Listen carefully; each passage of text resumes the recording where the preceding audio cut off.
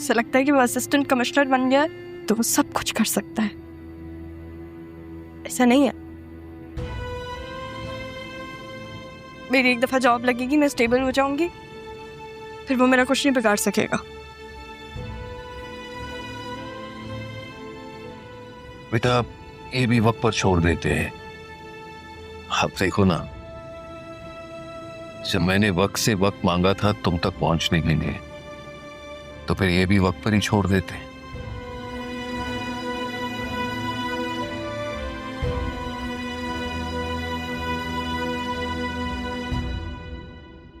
आओ बेटा, तुम ये सामने वाले कमरे में सो जाओ, अम्मा का कमरा है। जी पता है, पहले आ चुकी हूँ। सब सो गए? हाँ शायद। वैसे तुम्हें भूख तो नहीं लगी? लगेगी तो कुछ फ्रूट से ले लूंगी। अच्छा तो फिर ठीक है, जाकर आराम कर लो, सुबह मिलते हैं। सुबह मुझे काम पे भी पहुंचना है। और ये बताओ कि तुम्हारी जॉब कब से शुरू हो रही है? 2-3 दिन में। अच्छा, तो फिर ऐसा करेंगे कि मैं तुम्हें छोड़ दिया करूंगा। हाँ, तुम अपना एड्रेस मुझे सेंड कर दो। लेकिन आप तो नाना जान के पास जॉब करता। नहीं, दरअसल उस दिन जब तुम्हारी अम्मी मिली थी तो उन्होंने कहा कि मैं नौकरी छोड़ दूं। जमील भाई इस बारे में बिल्कुल नहीं जानते थे, तो उन्होंने रिक्वेस्ट की कि जब तक तुम्हारा निकाह नहीं होता, उन्होंने ही मेरी ड्यूटी वहां लगाई थी।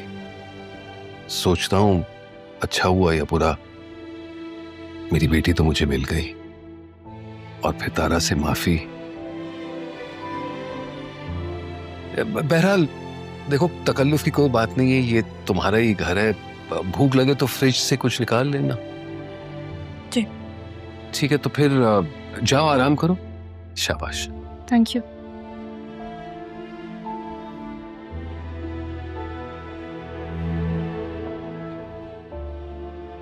अगर अरमान ने नहीं मना किया होता ना, तो बता देता इसे कि वसीम ने मुझे थाने में बंद करवाया था।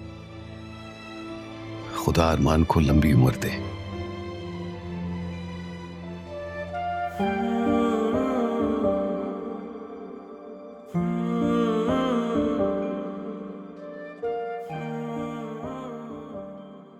को इस चीज का एहसास क्यों नहीं होता कि मेरे पास माँ नहीं थी पूरी जिंदगी।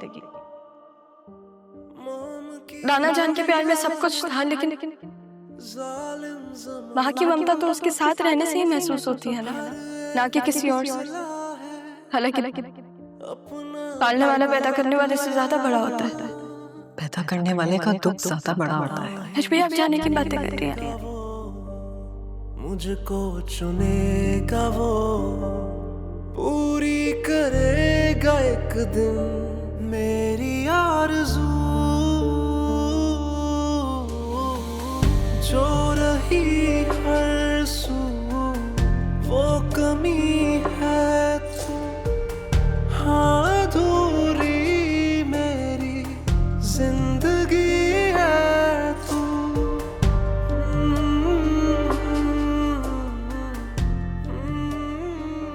नाना जान भी मुझे छोड़ के चलेगा, आप भी चली जाए, वैसे भी मुझे अकेले रहने की आदत है। नहीं, अगर तुम कहोगे तो मैं कहीं नहीं जाऊंगी। मैं नहीं चाहती कि आप जाए,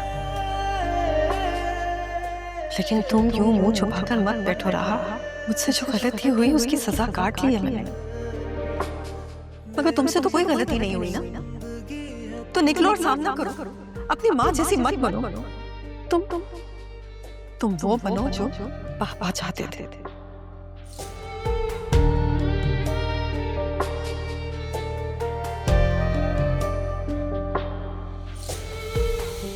हर पल शिकायतें, हर दिन गिला है। अम्मी को बोले वो वापस आ जाए। मैंने वक्त कितना गुजारा है उनके साथ। अरमान पूरी जिंदगी तुम मुर्शिद से बात करते रहे, अब कहो ना अपनी मुर्शिद को कि वो मेरे पास आए। मेरी खताएं क्या, पाई सजाएं क्या, पूछूं खुदा से मैं हो के रूबरू।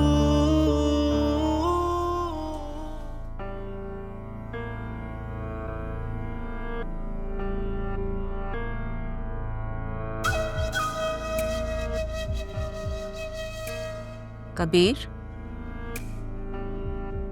कबीर, कहाँ थे तुम? कब आए हो? सोने दो मुझे। सोने दो। इतने दिनों तुम्हें ये ख्याल नहीं आया कि घर में 2 औरतें मौजूद हैं, उनका भी कोई हक है। लेकिन जौहर साहब को तो ख्याल ही नहीं है, और अगर मैं पूछ रही हूं तो कोई जवाब भी नहीं है तुम्हारे पास। है कोई जवाब?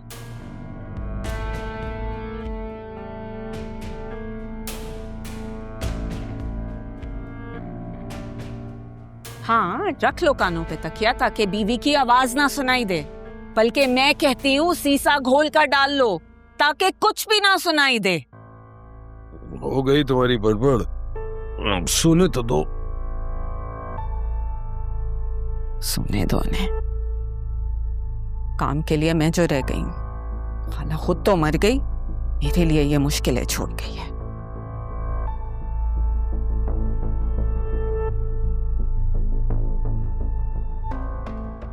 ये अम्मा के कमरे की लाइट क्यों जल? जब सोना नहीं है तो लाइट नहीं बंद कर सकते थे। बिजली देने के लिए मेरी नौकरी जो।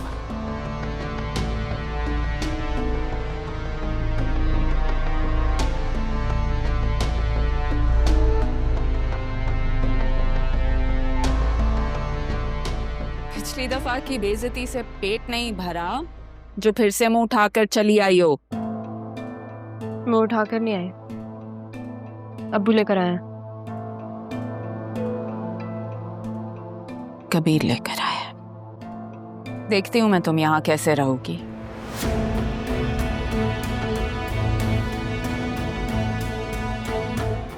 नमी जाओ यहाँ से।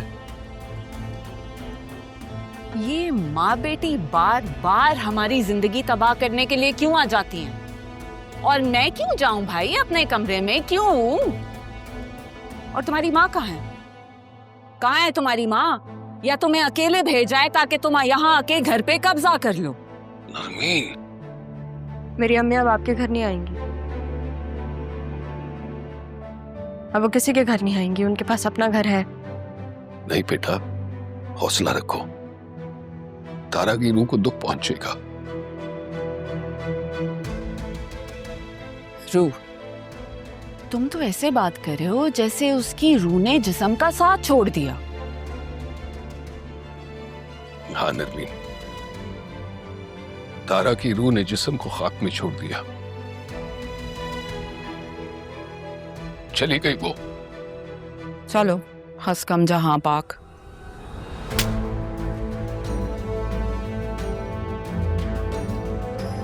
पत्थर दिल औरत, किसी की मौत पर ऐसा कैसे कह सकती हो?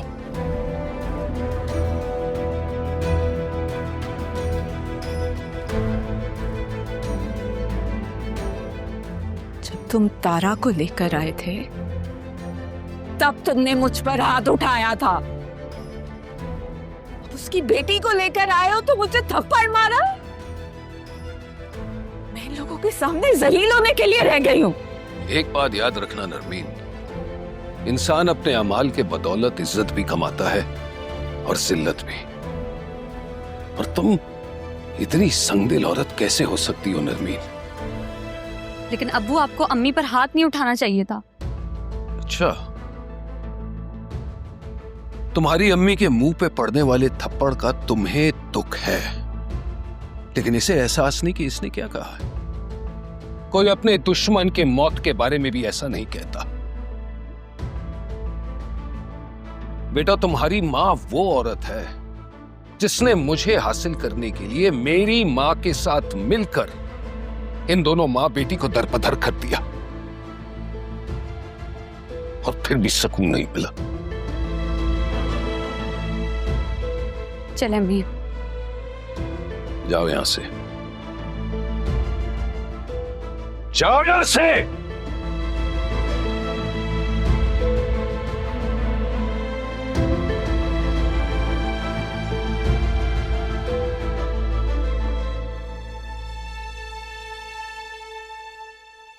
बेटा, मैं मैं शर्मिंदा हूं बेटा। कोई बात नहीं अब्बू, मुझे अच्छा लगा आप मेरे सपोर्ट में खड़े हुए। एक बात कहूँ आपसे? हाँ बेटा, 100 बातें कहो, मैं सुन लूंगा। हाथ नहीं उठाना चाहिए था, औलाद के सामने तो बिल्कुल नहीं। कुछ भी सही हो, आपकी बीवी तो है ना।